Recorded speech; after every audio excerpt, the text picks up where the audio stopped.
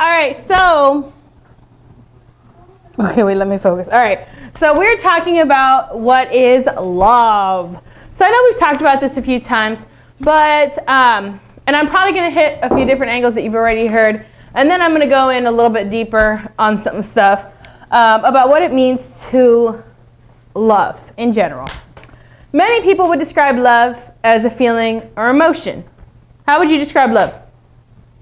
Thankful. Oh, okay, well. That one kid. Huh? That one kid. That one kid? Yeah. How else would we describe love? How does somebody prove their love to you? What would it look like for somebody to prove their love for you? Their actions. Huh? Their actions. Their actions? What else? Crickets? Okay. Just actions? Do we all agree with just actions? Yeah? Okay. Tough crowd. So some of y'all said actions. I would even say feelings or emotions. Others would say a choice. However, when we look at what love means in the Bible, God says it's all three. It's emotion, it's choice, and it's action. Our main text for today is going to be 1 Corinthians 13, 1 through 13.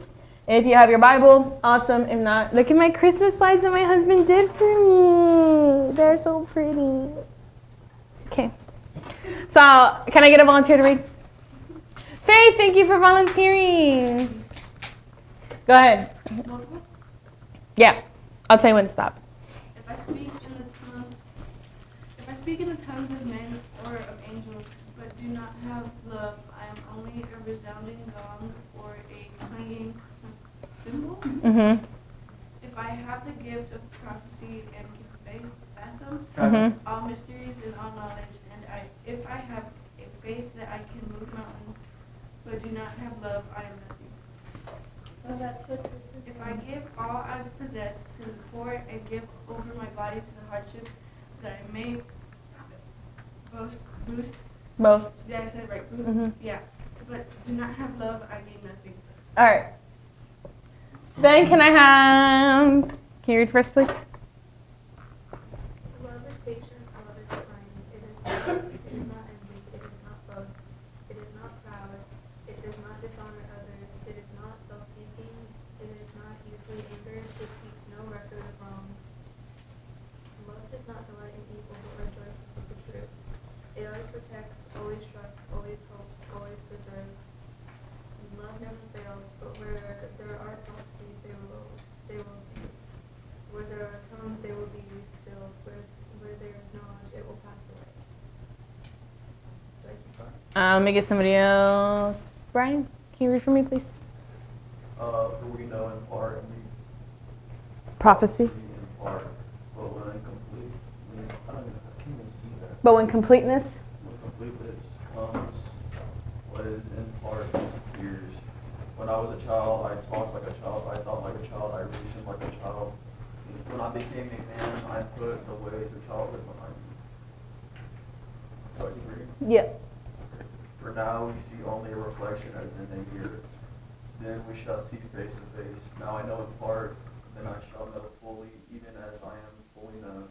And now these three remain: faith, hope, and love, but the greatest of these is love. Thank you. All right. So I want us to go back real quick. Go back to the first. Yeah. All right. So it says, if I talk of men or of angels, but do not have love, I'm just a gong. Okay? It says, if I have the gift of prophecy and can fathom all the mysteries and all knowledge, and I have faith that can move mountains, but I do not love, I am nothing. And if I give all that I have to the poor, or give my body to hardship, that I may boast, but do not love, I gain nothing. So if I do all of these things that are Christianly, but I don't love other people, God says, that means nothing to me. It doesn't matter what you do or how Christianly it might be. If you don't love, it doesn't mean anything. Because at the end of the day, everything that God has ever done for us was out of love. Okay, and we're going to actually look at this really quick. We're going to look at two examples of Jesus' life specifically. And I want to talk about Jesus' life specifically because he was, I don't know what's happening with this. Okay, he was the ultimate example of humans here on earth. Why? Jesus was a... No. He was a full breed. He was a man. He was a man, right? But the same way, I want you to think, have you all ever been faced with temptation ever in your life? Any sort of temptation at all? And how many of you all have ever fallen to any of that temptation before? Not me. Francisco, we know that's not true. So we've all fallen to this temptation. We've all fallen to some sort of sin. Jesus, however, was able to come to earth, face those temptations, but did he fall? No. So I want y'all to look, and it wasn't that it was easy for him. Let's look at Luke 22, verses 39 to 44. What's up, Samantha? Why, pull out a chair. One of the chairs. You see some chairs. Oh, she found one. Okay, we're good. So Luke 22, verses 39 to 44. Can I get a volunteer? Emily? I can't see it. Go ahead. Jesus went out as usual to the Mount of Olives, and his disciples followed him. On reaching the place, he said to them, "Pray that you will not fall into temptation." He withdrew about a stone's throw beyond them, knelt down and prayed. "Father, if you are willing, take this cup from me, yet not my will, but yours be done." An angel from heaven appeared to him and strengthened him. As being in anguish, he prayed more earnestly, and his sweat was like drops of blood falling into the ground. Okay. Can I get... Frankie, can you read Matthew 26, 36 to 46? Then Jesus went with his disciples to a place called, I can't read that, Gethsemane? and he said to them, "Sit here while I go over there and pray." He took Peter and the two sons Zebedee? along with him and began to sorrowful and troubled. You going? Keep going. Then he said to them, "My soul is overwhelmed with sorrow to the point of death. Stay here and keep watch with them." Going a little farther, he fell with his face to the ground and prayed, "My Father, if it is possible, may this cup be taken from me, yet not as well, but as you will." Very good. I'll read the rest. He went away a second time and prayed, "My Father, if it is not possible for this cup to be taken away unless I drink it, may your will be done." So he left them and went away once more and prayed a third time, saying the same thing. Then he returned to the disciples and said to them, "Are you still sleeping and resting? Look, the hour has come, and the Son of Man is delivered into the hands of the sinners. Rise, let us go. Here comes my betrayer." So, when we look at both of those verses, it's from Luke and Matthew. It's the two different accounts of Jesus in the Garden of the Gethsemane, where he's about to be murdered on the cross, and he knows what's about to happen to him. He knows who betrayed him and everything. And his prayer is, "God, if there is any other way for this to happen, let it happen." Like, would you want to go through everything that Jesus went through, knowing that you were going to go through that? No. Could you imagine? I'd rather get shot in psychiatry. So he's in the garden knowing what's about to happen, and he's praying like, "God, I don't want this to happen. If you could take this away from me, that'd be great. But if not, ultimately your will be done," right? So when we talk about emotion, choice, or action, did Jesus have an emotion about this? Yes or no? What was his emotion? Scared. Scared? What else? Happy. You think he was happy about what was about to happen? Was like, Sad. What was his emotion for us? What was it? Love. How do you know? Because he wouldn't do it if he didn't love us. He literally put his body out to be mangled so that we wouldn't have to be damned to hell, right? And he didn't want it to happen. He says, if there's any other way, but ultimately your will above anything else, because he knew that the Father's will was to save us, right, Emily? Mm-hmm. So he had emotion for us. Then he had to make a choice. He could have called down his angels and be like, smite them, right? But he didn't. He allowed it all to happen exactly how it happened, because ultimately that was the only way to save all of our souls, right? So he made a choice to follow the Father's will rather than his own will. And he even says, your will, not mine, right? And then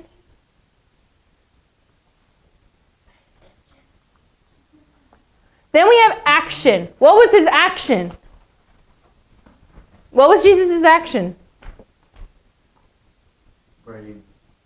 What did he do? What was the actual action that he did? He died on the cross and died. He went to the cross and he died willingly. Y'all, he could have fought them all off very easily. But he had already made a choice, and now it came down to action. So Jesus has shown us what love looks like. We have emotion, we make a choice, and we have an action. And that's what Jesus did for our salvation.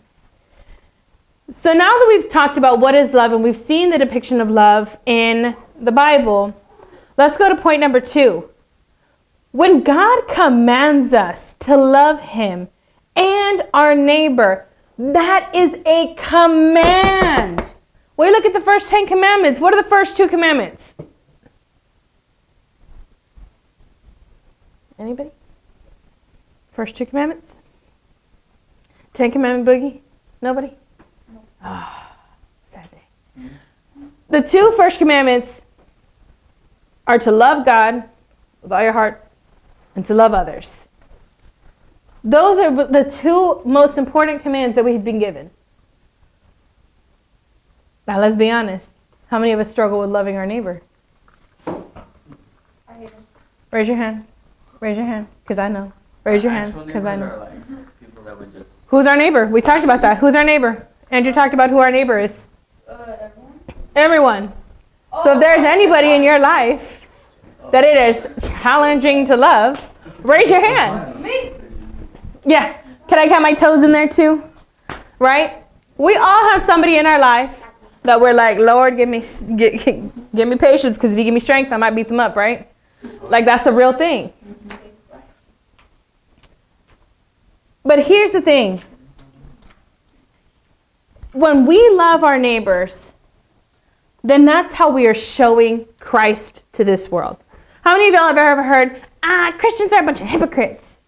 No. I've heard that a lot, right? And they say, y'all say you love everybody, but you hate all these types of people. Heard that too, right? Nowadays, we can't even have our own beliefs or opinion because it's so against the world that they think it's hate, right? But if we're honest, how many Christians have earned that title of hating the world more than loving the world? Plenty. We don't have to agree with LGBTQ. But should we go and tell them that they're hell-bound and that they're terrible people and that Jesus hates them? No. Some of them are like the best like people ever. And at that, if we tell that to them, we're lying. Because Jesus died on the cross for their sins just as much as he died for my sins, right? And we talk about, and here's the thing, and I'm going to talk to Christians for a second specifically. If you ever feel so like, oh my gosh, they believe this, go check your heart. Go check your heart. Yes, you should hate sin. Absolutely, you should hate sin. But when you try to say somebody else's sin is worse than yours, sweetheart, look in the mirror, because you got a whole pine tree coming out of that. We all sin. If you lie, if you think, oh, I'm such a great person, sinner, the fact that you think you're such a great person is a sin. It's called pride.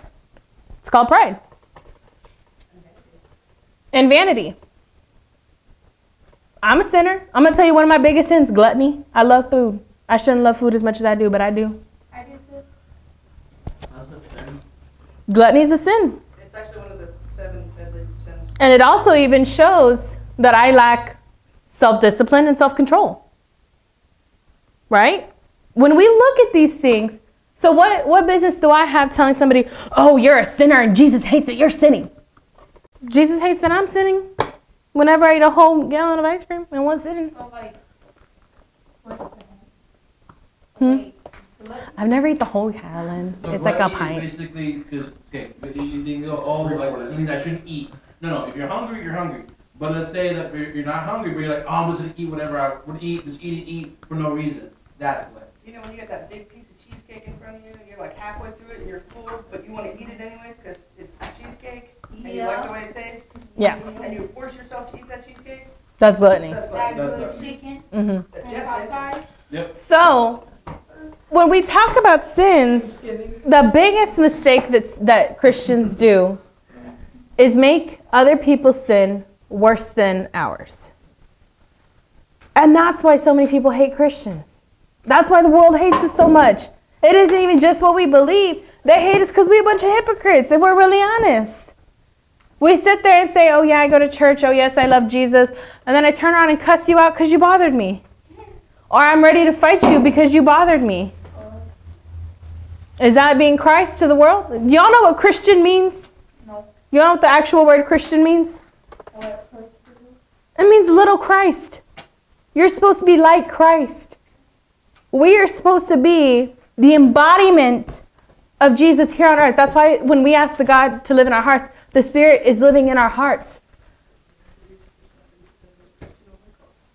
We are supposed to live like Christ. Now, does Jesus expect you to be perfect and go against every temptation that you ever face and da-da-da? No, perfect. We're not perfect. We have Jesus in our hearts, but we ain't Jesus. Will we fall short? Yes. But it's what we do when we fall short. That's what matters. Do you stay in your sin and sit in it, be like, yeah, I'm real comfy right here? Or we're like, oh, I shouldn't have done that. Lord, please forgive me, help me, and turn away from it. Let me tell you all a story. I'm going to be real transparent with y'all. I like to drive fast. And there was a car that was not driving fast and was blocking me from being able to go faster. Did you flip them off? No. Can I tell my story, please, Frankie?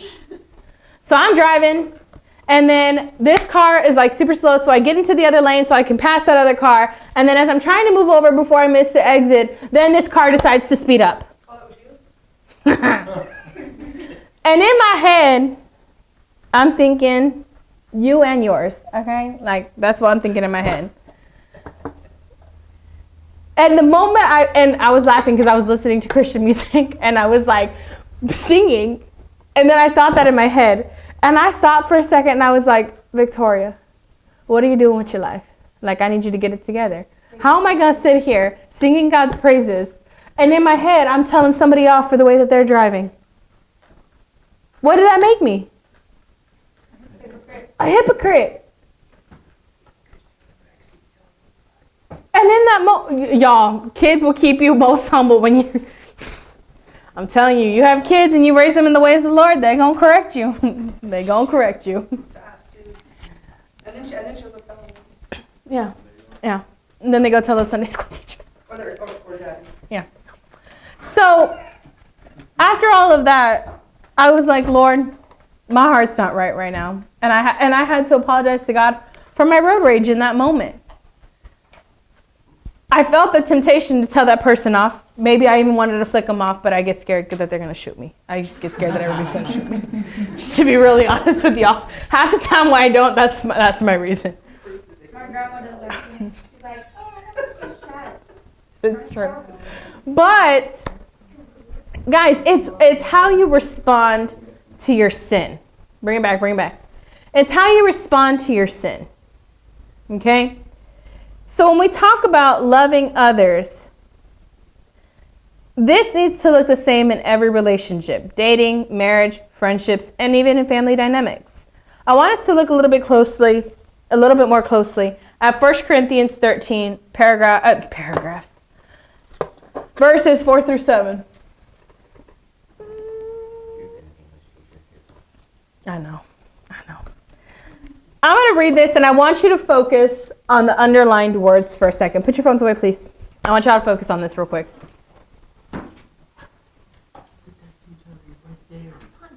Shh, I'm going to wait till y'all are focused.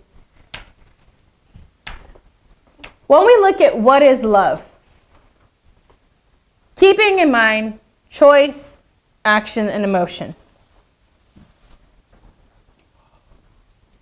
Love is patient.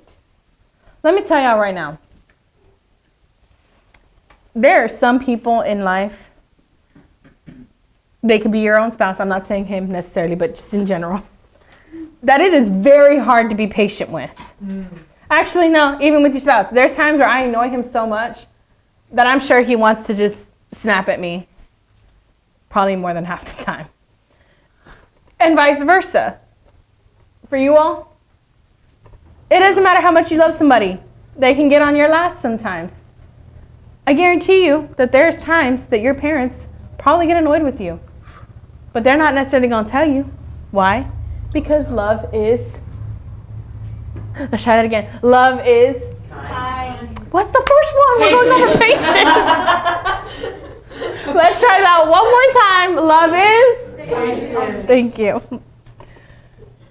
Guys, in your relationships, there are going to be times where you have to be patient with the other person.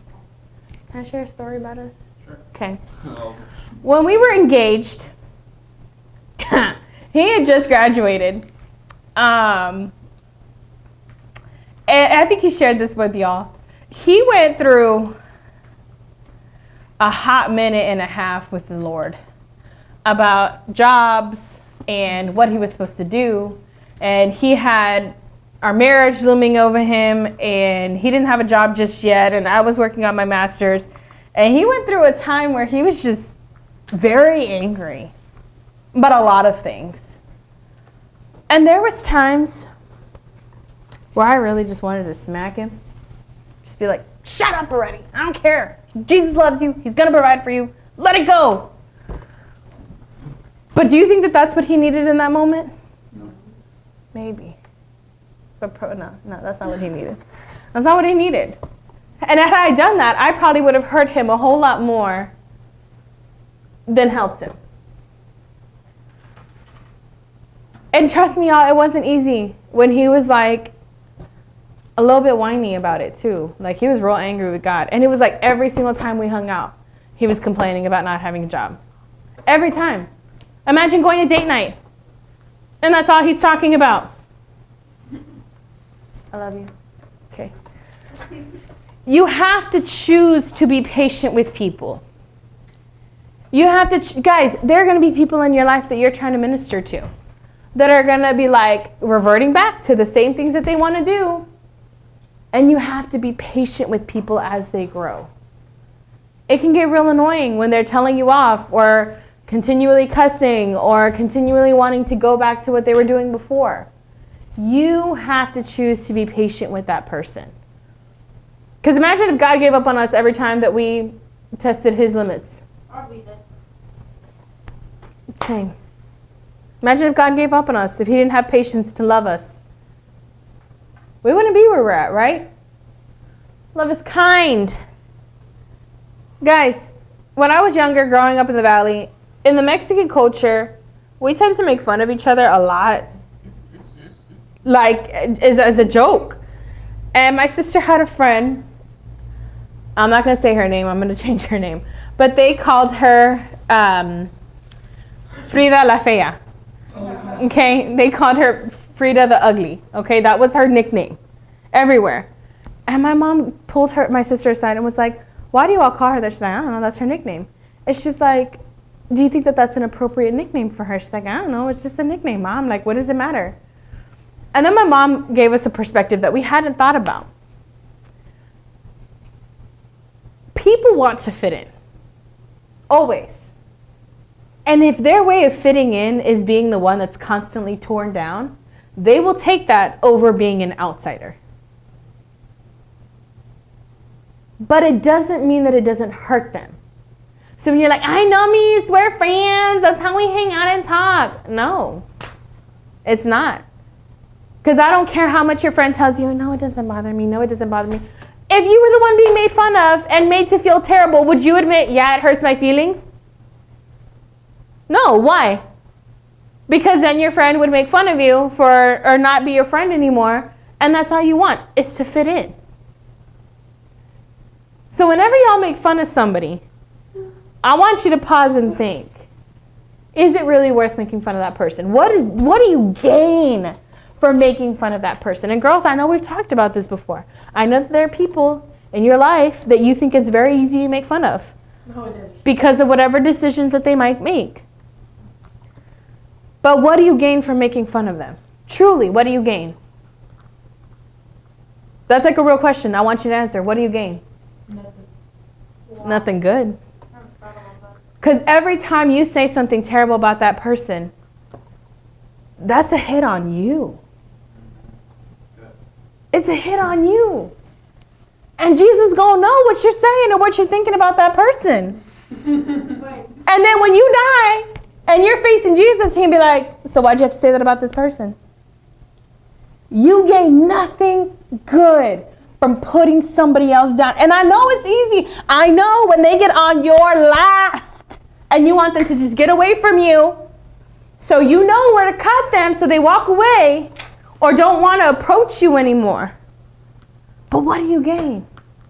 And then let me tell y'all, when you're raised in a culture where y'all make fun of each other and that's just for fun, it's going to affect you and the people around you. Calling somebody stupid, be like, oh my gosh, you're so stupid. Oh my gosh, you're so stupid. Oh my gosh, you're so dumb. Oh my gosh, you're an idiot. What do you gain from saying that to those people? And then if there's somebody you actually do care about, what are you teaching them? And then I want y'all to think about this. I know you're still young, but you're going to get older very quick. Blink of an eye, you're going to be 26. And one day you're going to have your own children. And if you don't break those habits of what you speak now, what do you think you're going to give to your child? What do you think you're going to pour into your future children? You have a daughter, you call her an idiot? What do you think she's going to believe her whole life? And then what kind of men is she going to attract in her life because of how she feels?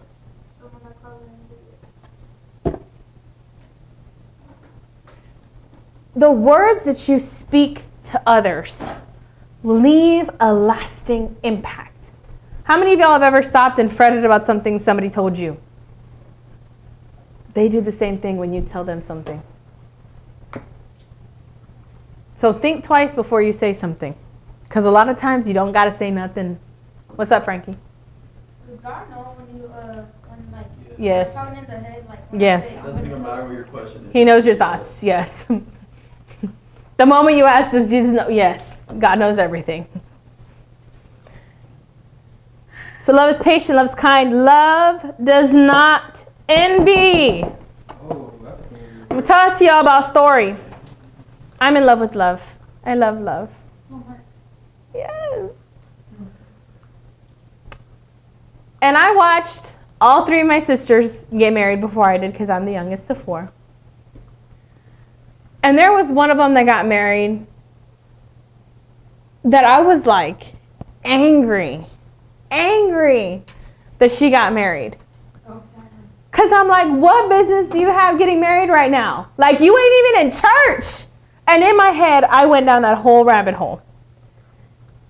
And at the end of it, I was like, Victoria, you are a terrible person. Like, you truly are a terrible person. Because it wasn't my season yet. It wasn't my season yet. And it wasn't time for me to be married. And for whatever reason, Jesus allowed it that they did. And I needed to be okay with that was the season that God had put them in. Or even let me tell y'all right now what I struggle with. I want a baby. But I know financially I'm not ready for that. I know that there are things in my life that I got to sort out before I bring a child into this world. Because let me tell y'all, children be expensive. Y'all are expensive. Okay? And when I see a pregnancy announcement, I'm like, and then I start comparing myself to them. And then I'm like, well, why do they get to have a child? Da da da and da da da and da da da and da da da and da da da. And I go through this whole thing, and I'm sure this is where Andrew has to have more patience with me. When you are envious of another person, you're not robbing them. You're robbing yourself of joy, especially if it's somebody you love. And then it does hurt them when they find out. If you are envious about something that somebody else has, go to God in prayer. Because I'm going to tell y'all from personal experience, and I've been very candid with y'all about my own personal experiences with this. If you don't give those emotions to God, it is going to eat you up, and it is going to rob you of your joy in your life. Very fast and in a hurry. And you never want your joy robbed because of the joy that somebody else is receiving. Okay? Love does not boast. Can I tell another story about us? All right. When we were in high school, I was in high school, he was in college. My darling husband, back when, made a comment to me about how I was too young for him to date yet. And I was like, well, I'm going to be in college in 2 years. We could date then. And he's like, yeah, but by then I'm already going to be finishing my degree. And I'm not going to be still dating somebody that's in college. All right? So he told me that. And I was like, well, I'm going to graduate with a certain amount of credits, so I'll be finishing pretty fast. We might even finish at the same time. And he's like, no. Okay? Flash forward. I was blessed with the opportunity to have graduated before him. See, I thought you were the same age and graduated at the same time. No, I'm 2 years younger. Oh. And there was times when he would get me really mad that I wanted to throw that in his face.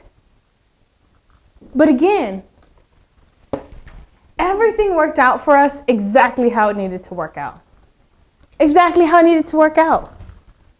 When he graduated, that's when he was ready to graduate, and that's when God was going to open up an opportunity for us here.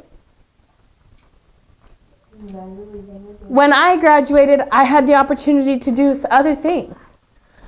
God ordained it perfectly. And had I boasted about that with him, it only would have hurt him and me more than anything else. It wasn't anything that needed to have been shared or said. We joke about it now. But had I ever used it against him in an argument, that would have been going against God, and that's when I would have been sinning. Right? Love is not proud. All right, how many of y'all have ever been in an argument and you know the other person might be a little bit right? But you still argue because you want to be right? Mm-hmm. That's pride. Or we're like, I'm not going to text him first. Or I'm not going to text her first. I'm not going to be the first one to say something in the car ride that's really awkward because we're both angry. Or with your parents. I'm not going to tell mom that she was right about that guy. I'm not going to tell dad that he was right about that choice.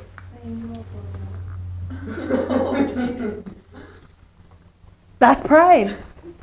We are not showing love to the person. And let me tell you, when you got to eat that crow extra crispy, it's hard. I got to go to him sometimes and be like, babe, that was mean. I'm sorry. Like I was really petty the other night about fried chicken and macaroni and cheese. Yes. And I had to ask him to forgive me because I was being real petty about it.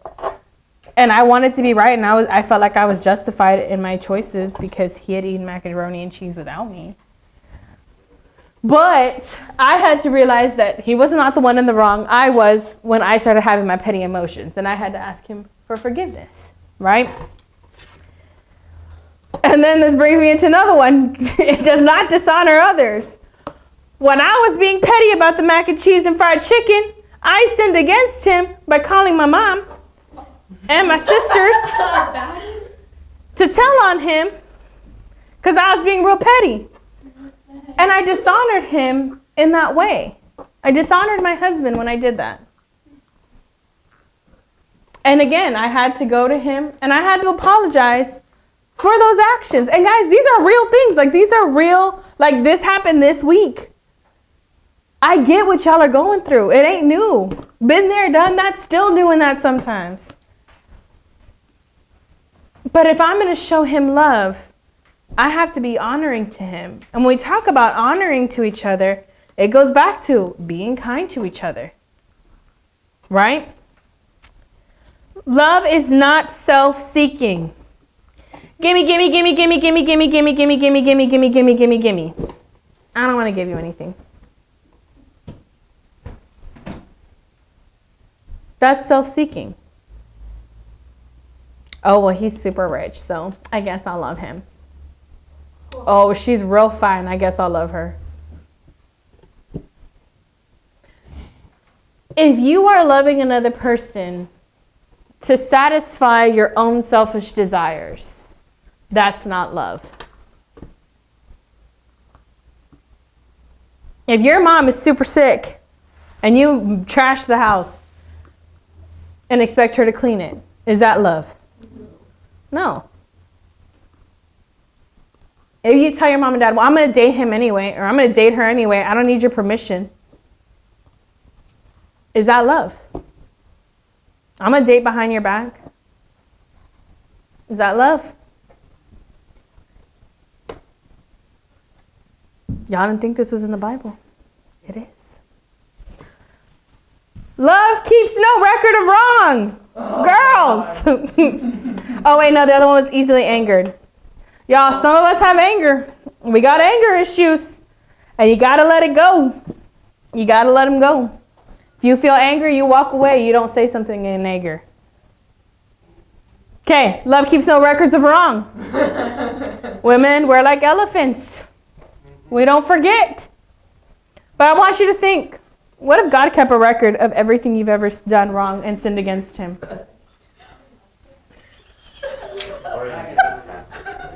I want you to imagine if God kept a record of everything you've ever done wrong.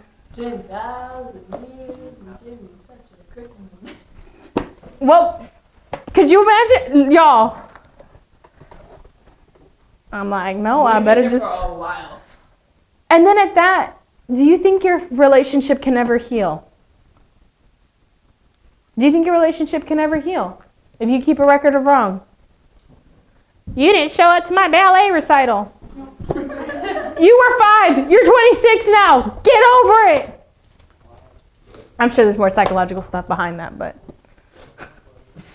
He could have showed up to 1 at least. But who has Jesus in their heart? Me. And what does the Bible say? Forgive, but don't forget. What was Forgive and forget. And, not or. No. And both. Still working on the last one. I know. It's all right. Jesus is working on us. It's fine. Love does not delight in evil, but rejoices in the truth. Y'all, how many of us, you're not on the camera, so you can raise your hand, it's fine. How many of us have ever done something behind our parents' back? All right. How many of us have ever told our friends about what we did behind our parents' back? And then how many times did the friend be like, oh my gosh, tell me all about it. You sinners. You're with us. I am. I am. You are. Because you've already sinned by going against your parents. And then you're celebrating what you did. That's a double sin right there. But do you love your parents if you went against them and hid it from them and you think it's so funny? Usually my friends are like, that was a stupid decision. Why did you do that? How would you feel if you had a child, you birthed a person, and they did that to you? I don't know. They wouldn't have that problem.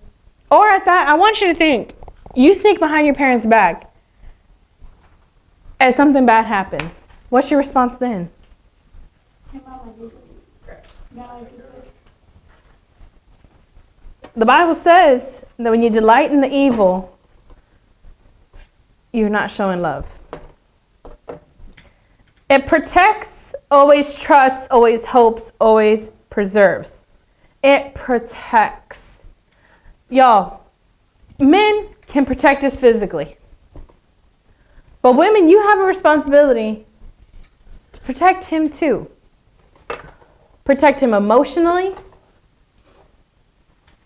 Because let me tell y'all, guys won't always admit it, but guys can sometimes be the more emotional ones.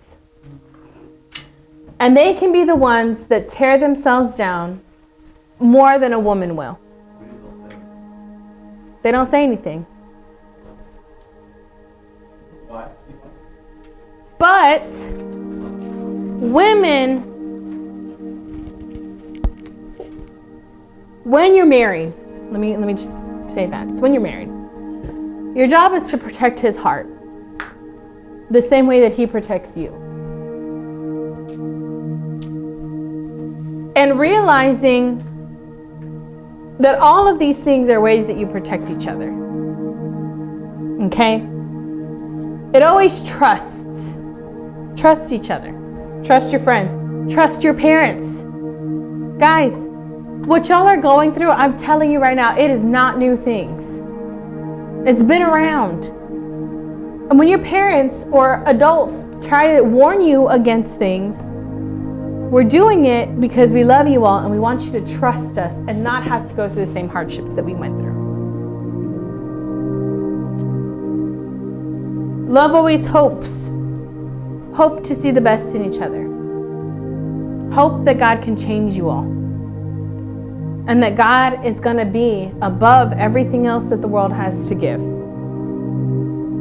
And love always preserves. All of these things have an emotion, a choice, and an action. It's not always easy to choose to do these things. And it's even harder to put them into action. But when we do these things, that's when we are being Christians in a world full of darkness and hate. That's how we are separated from the others. Not because we're the loudest in saying, turn to Jesus or you're going to burn in hell. But because we were kind. We didn't rejoice in their sin, but we loved them. That's what sets us apart from the world. That's what gains people to believe in who God is. When they see who our God truly is.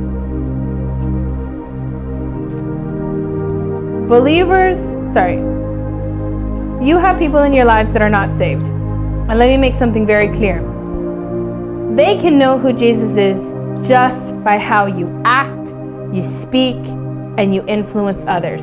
Believers will know that if you are in Christ just from the fruit that you are producing. In John 15, Jesus tells us that that he is the vine and that we are the branches. And the branches can only produce fruit if they are commanded in abiding in the vine. Branches can never produce fruit on their own. If you look at verse 6, Jesus is very clear. If you are not producing fruit, look at what Jesus says. You will be thrown aside like a branch and he withers. They gather them, throw them into the fire, and they are burned. If you are not showing love, the faith, hope, and love, and the greatest of these is love. Fruits of the Spirit. Love is the first one. If you are not showing that in every aspect of your life, y'all, if I came up here and I was yelling at Andrew saying, "Oh my gosh, I can't believe that you did that. You're the worst person ever." Da, da, da, da, da. What would you think about me? Would you think I loved my husband? Or if I always punched my husband or smacked him whenever he got me mad, or just for fun, would you think I loved my husband? If I put him down all the time, would you think I loved him? Your actions speak more than what your words are saying. You have to make the choice of what your actions are going to look like. If I say, oh yeah, I'm a Christian, and then I go to work and I start cussing about all these kids that are bothering me, and I go out drinking and getting plastered, am I showing who God is to those people? What's the difference between them that live in the world and me who claims Christ? Nothing. So what would they gain from coming to God? That's what y'all have to think about in the choices that y'all make. If we are really honest, there's some neighbors or family members that are very difficult to love. But guys, we are commanded to do so. Regardless of what they've done, what they've said, our responsibility is to love them. Now, I'm not saying go put yourself in a dangerous situation. I'm not saying that. But show them love. And let me tell y'all, we talk a lot about love and we talk about sex and everything else. Let me make something very clear. Yes, all those things are great. Love's great, sex is great, marriage is great. But there has to be communication. There has to be communication. And I'm going to say a little side point here. I had seen a video on TikTok. And I realized something, and I just want to touch on it really quick. A lot of the times when churches talk about sex, we tend to accidentally make a misconception, and I want to address it really quick. Just because you get married, and I'm speaking more to the boys here for a second, just because you're married doesn't mean your wife's going to want to do things all the time. That's just the truth. And this is where that love, that kindness, that compassion, that patience, all of that comes in together. And girls, the world tells you all, you have to be modest, you have to be this, you have to be that, right? When you're married, yes, you still have to act a certain way, right? You have to act Christian-like, you have to be like Christ. But there are certain freedoms in marriage on how you will respond to your husband. And that's okay too. Sadly, the church, a lot of times when they talk about these things, make it sound like they're terrible things that you should never look into. And it creates a fear in people. Things created by God were not meant to be feared. They're meant to be loved and celebrated and rejoiced in. When you are in the confines of how God created it to be. God created us to be in relationship with Him. And a part of being in relationship with God is loving the world around us. And we can love them without loving their sin. The same way we love each other, there is somebody in this room that you all probably love. But does it mean that you accept their sins? No. It means that you love them enough to say, hey, I see this, let's deal with it. And let me tell y'all cannot hold the world to a Christian standard if they are not believers. I can't go get mad at a non-believer or a brand new believer about cussing and drinking if they're not Christians, because they're of the world. Now, if I see a Christian going out and getting plastered and telling people off and starting bar fights, then yeah, at that point I have every right to be like, hey, man, I saw that you were struggling with this, let's talk about it. But again, always look at the log in your eye before you pull out the speck into everybody else's. All right? Let's pray. Put your phone away. I'm praying.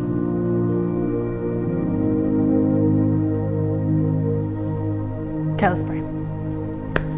Lord, Father in heaven, we come to you in prayer, and we just thank you for the time that you've given us today, Lord, to spend together and to dive into your word. And Lord, I ask that all of these kids that are in here, Lord, and adults too, that we would remember what true love looks like, Lord, and how beautifully you've painted it out for us in the Bible, Lord. Now we would be obedient to what it looks like, Lord, and that when we struggle, that we would turn towards you and that we would seek you in those struggles and that we would not fall into those temptations but flee from them as you've commanded us to do, Lord. I ask that if there are people in here that are struggling to love their neighbor, Lord, that you would give them the strength to be able to do that and that you would give them even conviction, Lord, if that's what's necessary to be able to love them, Lord. I ask that you would just continue to be with us and guide us. In your mighty name we pray. Amen.